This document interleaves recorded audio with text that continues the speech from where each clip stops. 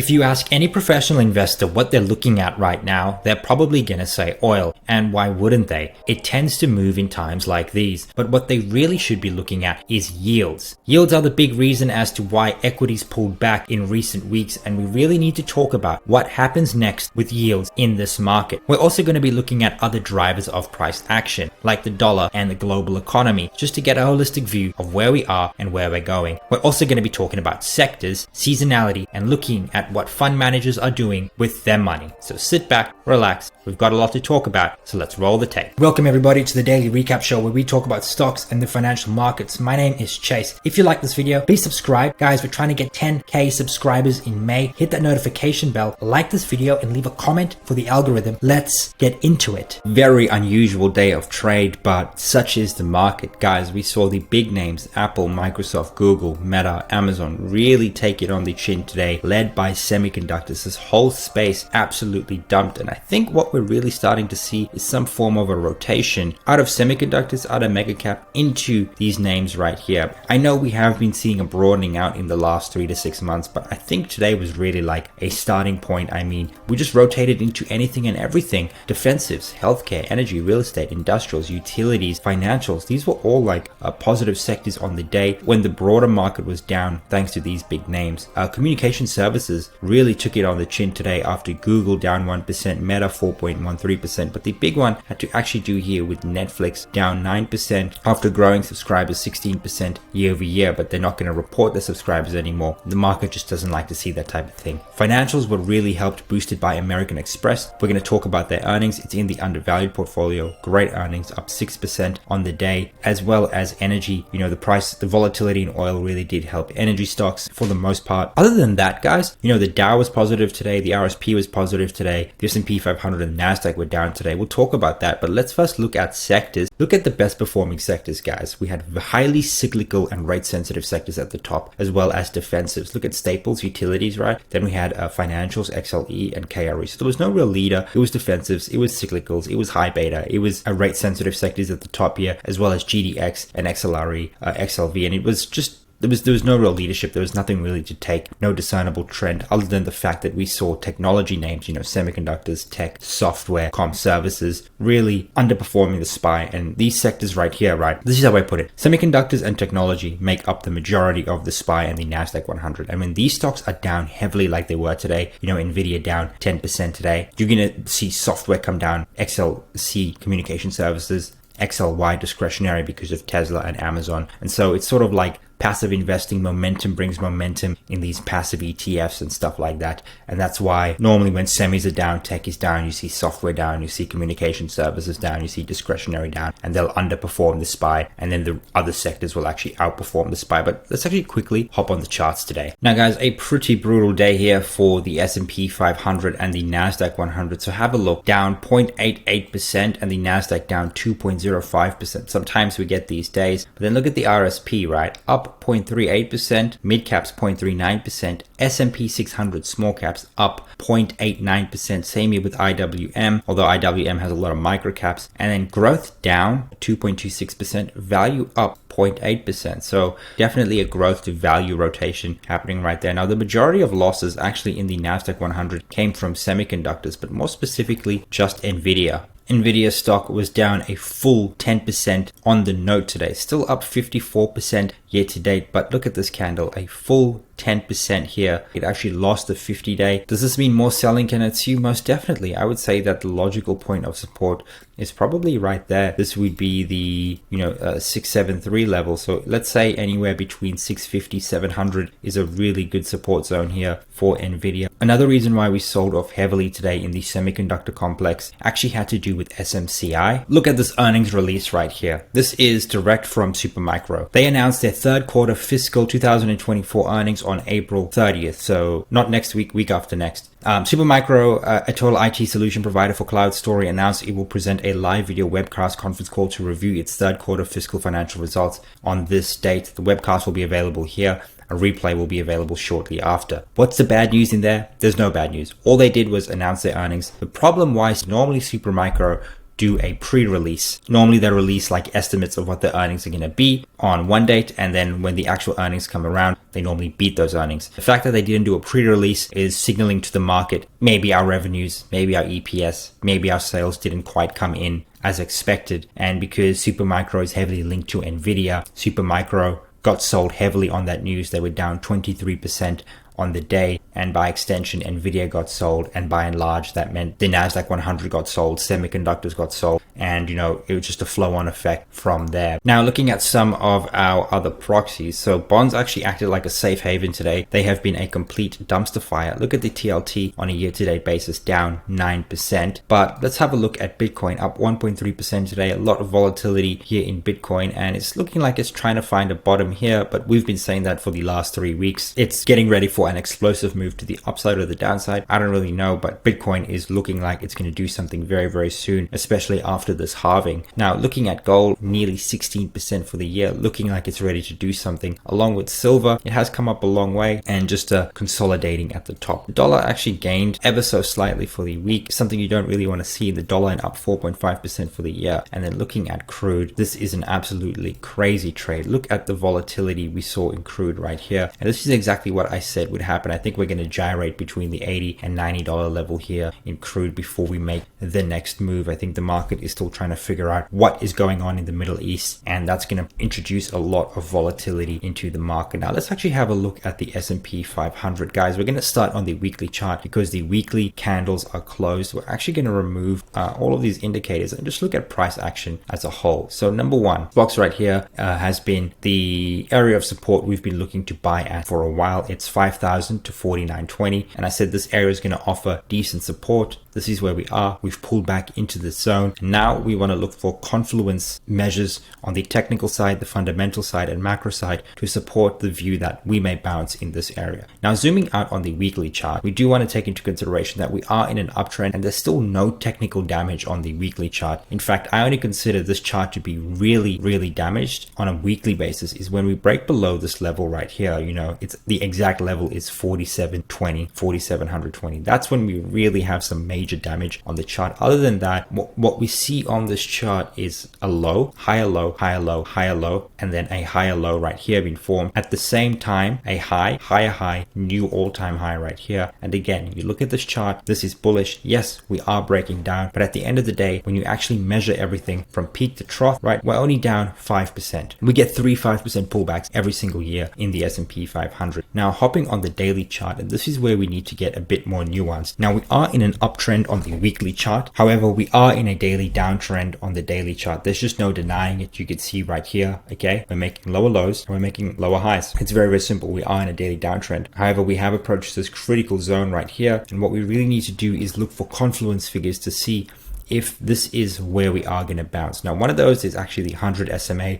We have approached the 100 SMA, and next week we're definitely going to meet right here. And oftentimes the market does bounce at the 50 SMA, the 100 SMA, 200 SMA. They offer very good areas of confluence. The second actually has to do with the RSI. You can see right here on the daily chart on the RSI, we're actually heavily near oversold conditions, and the more we go down into here, it does become more likely for a bounce. Now we can definitely stay in oversold conditions for a while, but the chances are in the longer term, in the medium term, which is what I like to buy for. I'm not necessarily a day trader, I'm more of a swing trader. When we have gotten to these levels right here, like we did in October, we often do see vicious bounces. Even if you bought right here when we got into these oversold conditions, yes, you would have sat through a drawdown. Sometimes that comes with investing. However, you would have made a lot on your money had you just bought, sat through the volatility and held. So this is another confluence measure. And another confluence measure is actually the advanced decline line. So we could see here that the S&P 500 has actually moved down. The advanced decline line actually ticked up in a very big way. If we just zoom in, the advanced decline line has actually moved up. It's sort of like traded sideways, moved up, while the S&P 500 has made a succession of lows into our buy zone. And there's a ton of confluences. We have the simple moving average at our buy zone. We have the RSI nearing oversold conditions, and we're actually seeing more advancing issues than declining issues here in the S&P 500, while being at a critical line of support, which is also happens to be the put support zone on our JEX chart. All of those confluence figures make it highly likely that we're going to bounce. Now, what is a bounce going to look like for the bulls, right? Very, very simple. Number one, what the bulls really want to do is in this zone, anywhere in this zone, sort of want to push above this 5,000 level, clear some of these highs that we made earlier in the week, push above 5,000, clear those highs, use as support, and then continue higher. Another bull case is we just sort of like trade in this zone, and then again we push up to this 5,000 and above, clear some of these highs. The bear case is if we start getting price action at these lows near 49.20, close below 49.20, we would then use as resistance and then push lower. That's the bear case. But I do think that being 5 to 6% from the highs, I think this offers a great risk to reward to just add exposure to what is going to be a very positive year. The melt up is still in full effect. We are still in a bull market. You look at the grand scheme of things, we are in a weekly uptrend, and we could definitely, guys, we could 100% move lower from here into next week. And I could totally be wrong on this, right? I think where we are right now, we're at a good zone of support. I bought a ton for my portfolio yesterday, and if we do move lower, I'll keep buying more. But if we do move lower, we'll then talk about the next levels. But as it is right now, I remain convicted that we're probably going to go higher from here in the S&P 500. Let's talk earnings this week. So we had American Express report before the open, as well as Procter & Gamble. Now, American Express, great earnings. Now, they beat on EPS by a wide margin. They beat on sales, 15.8. We were expecting 15.7. Guidance was really, really good, 9 to 11% growth. And the EPS range, 12.65. The lower end of the EPS guidance was actually higher than what the street was expecting. Now, they were down negative 1.0% here in pre-market. It has run up quite a lot. And for those of you that don't know, American Express is actually in the undervalued portfolio. It's one of the financial stocks I definitely wanted because it's such a great stock. You can see here the undervalued portfolio up 11.35%. Here is American Express. Now for total gain, if you look at this portfolio since the start of the year, 15.5%. It's the third best performing stock, besting the likes of stocks like Google, Cisco Systems, even Salesforce. So doing really, really well, all things considered here. American Express, a great company. Let's actually look at the chart. Let's have a look at it. So up 1.14% here in pre-market. Actually, guys, I was wrong. The market definitely rewarding the stock for the great earnings and the great guidance. And I do think it'll probably go higher. It's had quite a run this year, up 15.5%. This was actually the January earnings report. And maybe we do see something very, very similar. It has come up a lot, don't get me wrong, but it is a great company, a fantastic company, and it just keeps to show why it's one of the best banks and card issuers in the world. Now, looking at Procter & Gamble, they actually beat here on EPS by a pretty wide margin. However, they missed on sales, but they did actually raise their guidance. Their guidance was for 0% growth. They're now looking at 1 to 2% growth. They were actually down 1.26% in the market. So very mixed reviews here from PG. So, you know, sales not quite what you wanted to expect, but a bit of financial engineering gets them to the EPS target. And this should, I guess, support the stock overall. I mean, the market always loves to see a little bit of an increased guidance, but if it's already priced in, you get this type of price action. Now, looking at equity fund flows, very interesting data. This data is from LSEG, by the way, for those of you that always ask for the source. Now, equity funds recorded $13.4 billion in net weekly outflows, marking the first week of outflows in 8 weeks. However, the largest week since 21st of December 2022. We all know what happened at this point right here. This is when the equity market kind of bottomed after that massive crash, and then we had a massive rally in 2023. Now, how are FMS investors positioning themselves with regards to that data? You can see that investors are overweight bonds, materials, and Japan, underweight cash, REITs, and emerging markets. And there's no real leadership here. You know, they're holding like international exposure, industrials, healthcare, cyclicals. Healthcare is their preferred defensive. They're also holding bonds. So FMS investors are really mixed as to how they are positioned. There's no real trend at all that you can really take from this, but the data is here for you guys to use nonetheless. Now, let's actually talk about oil and the global economy, guys. So I just want to bring this data to you just to tell you that there's always volatility in oil. If this is anything new to any of you guys, this is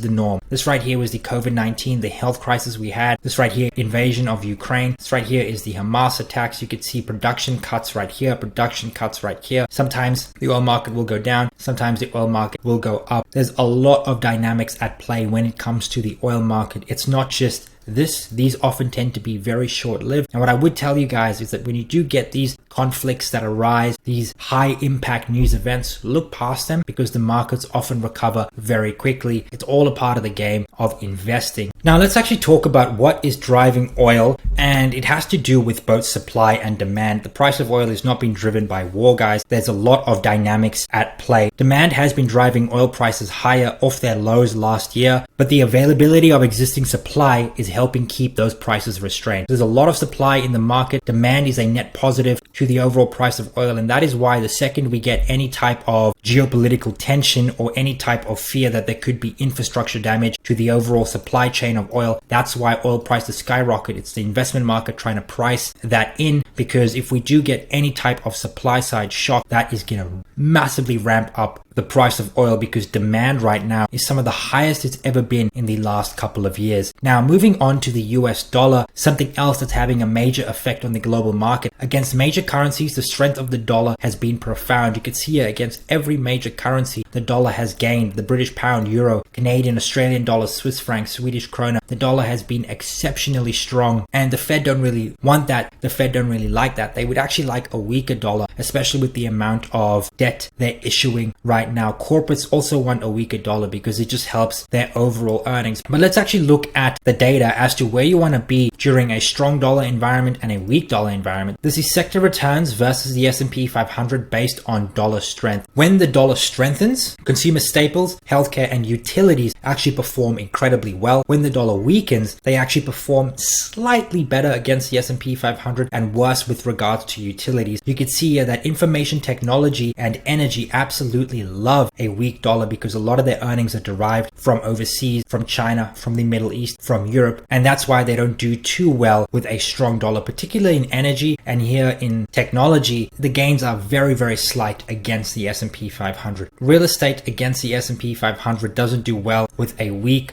or a strong dollar. That doesn't mean it's a bad sector to be in. It just means that the S&P 500 has performed better in those environments. And this is why when it comes to real estate, it's best to buy REITs that have very limited international exposure. I always found that domestic REITs do much better than REITs with international exposure just because of currency conversion. It really affects the price of real estate and the ability to take on debt and to transfer that debt from the US dollars to euros, euros to US dollars. It's a huge process. So always go for domestic REITs where you can. Stuff like Vici Properties, really, really good. They do have a tiny bit of international exposure. These bigger REITs will always have international exposure, but where you can, try and buy domestic. But you can see that when it comes to stuff like financials and consumer discretionary, a weak dollar is a negative, a strong dollar is a positive. And for all of these other sectors, it's largely unchanged. There's not really much impact either way. That being said, here's the data for you guys. Sector returns versus the S&P 500 based on dollar strength. This is actually an incredible chart. Now let's move away from the global economy, talk about the US economy. This right here is the LEI, the leading index by the Conference Board. Essentially what this tells us is the health of the economy. When this thing is below the zero line in deep contraction, not good, often a very strong indicator of a recession, as you can see right here, here, and here. Above the zero line, the economy is doing very, very good. You can see we are in this deep contraction territory. No recession yet, but we are bottoming out. LEIs have troughed, and I do think from here it's onward and upward, especially if the yield curve starts to normalize and we do get PMI improvements in manufacturing. The leading index is heavily skewed towards the yield curve as well as manufacturing surveys. So whenever those two are in the dumps, you're going to see the LEIs in the dumps, and that's what they base their recession calls on. And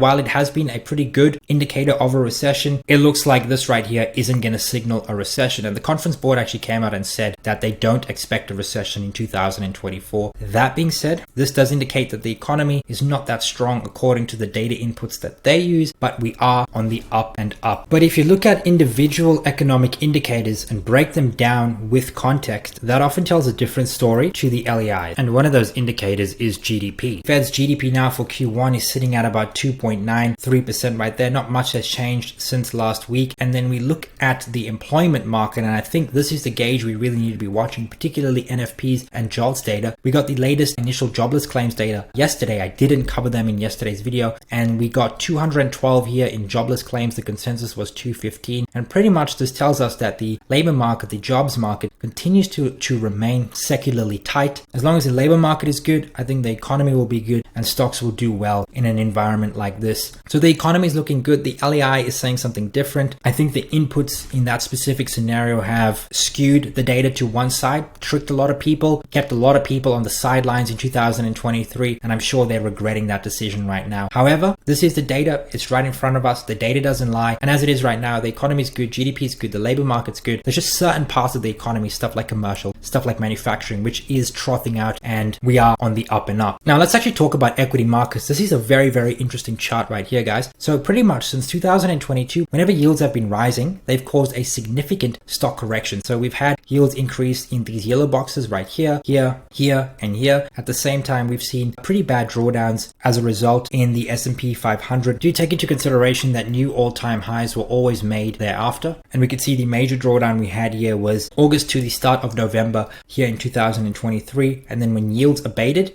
we actually had the massive move we've seen in the equities in the last 3 to 6 months. Now, at the same time, yields are rising and we are seeing that same correction come in the equity markets. Now, how far will yields rise? Let's actually look at the data. Now, Goldman Sachs forecast a further decline in core inflation as well as stable bond yields from here. At the same time, they also expect the Fed to do quarterly cuts starting in July, which will take us to a federal funds rate of about 4.75 here in January 2025. And so Goldman believe that rate cuts are very much on the table every single quarter, simply because inflation is going to decelerate. Maybe they have data they're looking at that we're not. Let's assume that's the truth. In this case right here, we want to own equities. And I get where Goldman's coming from, right? The market at the start of the year was pricing in 7 cuts. Right now we're pricing in 1 to 2 cuts. Goldman is saying we're going to get 3 cuts, right? So the market often tends to overshoot on both the right tail and the left tail. And let's say the truth is somewhere in the middle between 1 and 7. Let's say we're going to get 2 to 3 cuts, maybe 1 to 2 cuts, right? That's all a part of the bull case. Rate cuts are the bull case. Now, if you're a bull, the bull case is very, very simple. Number 1, earnings are growing year over year, this quarter, last quarter, for the rest of 2024. Number 2, margins are expanding. And number 3, rate cuts are coming, not just in the US, but across the globe. In that type of environment, you want to own equities. If you want to short equities where earnings are growing, margins are expanding, be my guest. When earnings are increasing and margins are increasing, when companies are finding operating leverage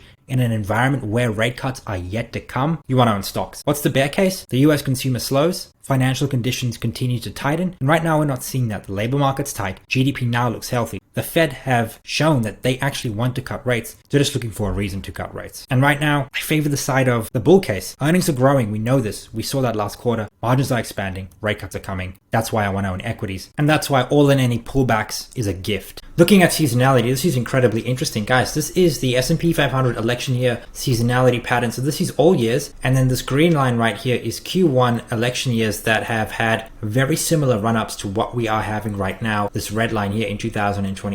And we tend to see that this period right here, this 2-month span from April into May through to June, we tend to see quite a bit of volatility. And that's exactly what we're seeing right now. We're seeing a bit of a pullback. It is steeper in volatility, but that doesn't mean we can't finish at or around these levels right here. All it would take for us is sort of just to bounce, sort of trade sideways, form a bottom right here, and then continue the rally. And that's actually part of what I'm expecting. We hover around this 5,049.20 area. We can definitely go lower, don't get me wrong, but we sort of base around this area towards, maybe the end of April into May, form a bottom sort of here in the middle of May, and then full ramp up. Seasonality would support that. Obviously anything can happen, but this is what history tells us, and history suggests that there's more upside to this year. And again, this should be looked at as a gift. Now, we're going to look at a bunch of charts. It's sector charts versus the S&P 500. So if this chart is going up, individual sector is doing better. If the chart is going down, the S&P 500 is outperforming that sector. This is the technology fund. These charts are from 2021 to 22 to 23, and then to where we are into 2024. Tech versus the SPY went pretty much sideways for a good number of years. Then here in 2023, technology completely outperformed pretty much for the better part of the last 4 years since 2021. Technology has been a very, very good trade. However, you could see here at the top there has been a bit of outperformance from the S&P 500, and that's probably because technology has run up very, very hard in the last year, just giving some gains back. This has to do with the broadening out because a huge amount of the S&P 500 is indexed to technology, and this right here is actually very, very healthy. Looking at comm services, the communication services fund, so for the most part since 2021, you look at this as the crow flies, S&P 500 is outperforming the XLC. However, you do have to look at it in totality. From here, 2023, it has been one-way traffic for the XLC and virtually, going in one direction, and that's from the left to the right. And I do think that will continue. Meta and Google make up a big component of this fund. Same with Netflix, Disney, and Netflix just reported earnings. It was very, very good earnings. Sure, they were sold down after hours, but I think the earnings was good regardless, and that goes to show the strength of the underlying business. Looking at consumer discretionary now, a complete dumpster fire this has been without volatility, don't get me wrong. There's definitely been periods of complete outperformance here by consumer discretionary. However, it's paid to just be in the S&P 500, and I think that goes to show stocks like Nike, stocks like Tesla, stocks like Lululemon, they can be very cyclical in nature. Now looking at the XLF financial services, now they have outperformed the SPY, but really if you got into financials here against the S&P 500 at these highs or even in this period at all, the SPY has done a significantly better job. But we are starting to see some form of a bottom here in financials, and they've been very robust, particularly here in 2024. And I do think they will continue to perform in 2024, 2025. They were actually one of my 3 top sector picks for 2024, along with technology. Now looking at energy, and since 2021, energy has been one-way traffic. I mean, in 2023, didn't do as well. However, you do have to understand the overall environment, and this has been a great return. And I think energy has actually outperformed the technology sector since 2021. If you go look at the 2 charts in comparison, and while the SPY has outperformed since the peak year in 2023, we are starting to see a bottom formed, and we do know how well energy is performing in 2024. And do I think it's going to continue? Yeah, I do think it's going to continue, but I also think the overall market is also going to do really, really well. Looking at XLB, the materials fund, now the SPY has outperformed it, but we have seen quite a bounce right here, and a lot of this XLB, XLE has to do with the reflation trade that's going on right now. It's been a tough time to curb inflation, and a great inflation hedge is through commodities. We see a very similar situation with metals and minings fund, although not quite as bad as the XLB. We are starting to see a turnaround right here, but it actually has performed very, very well, very similar to what the XLE chart looks like in comparison to the SPY. Looking at staples, now we did have a small period of outperformance here in 2022 relative to the S&P 500, and we are starting to see a little bit of a turn here, although we do need to see some of these higher levels taken first, but it has been a complete dumpster fire for most of 2023 and 2024. This S&P 500 just completely obliterating the returns of staples. So hold S&P 500, it's risk on. You want to be in cyclicals, you don't want to be in defensives. Now looking at industrials, the industrials are actually highly correlated to the SPY itself. That's why you generally see sideways action with periods of underperformance and periods of outperformance, and I do expect that to continue. Just remember, with industrial stocks, you want to get it at the right price, because if you pay too much, you could be in a lot of pain for a good number of years. So get the right price, do the due diligence. They tend to be very asset heavy stocks. So again, just do your due diligence, but if you do get in the right one at the right time, at the right price, they can be absolutely brilliant investments here in the industrial sector. Looking at utilities, very similar to staples, outperformance in 2022 and a bit of a dumpster fire here from 2023 onward, with mild outperformance showing here in 2024, particularly in the last 3 to 4 days of trade. Looking at real estate, and the worst sector of them all, I mean, we peaked here in 2022, and it's not like it even outperformed the SPY. It kind of just went sideways, as you can see right here, and then it's been one-way traffic. And the rate cut narrative needs to change, and then we might see real estate start to change. I do think, however, it's a great place to buy. Look at stocks like Vici, look at stocks like Realty Income, look at stocks like Triple H, Howard Hughes Corporation. I think those are really, really good stocks to have in your portfolio, especially if you're willing to sit through the volatility, sit through the fire, and just hold. I think you'll see outsized returns 5 to 10 years down the track in some of these real estate funds. It's a fantastic buying opportunity right now. If you've made it up until here, thank you so much for watching. If you like this video, please subscribe, hit that notification bell, like this video, and leave a comment for the algorithm. Cheers.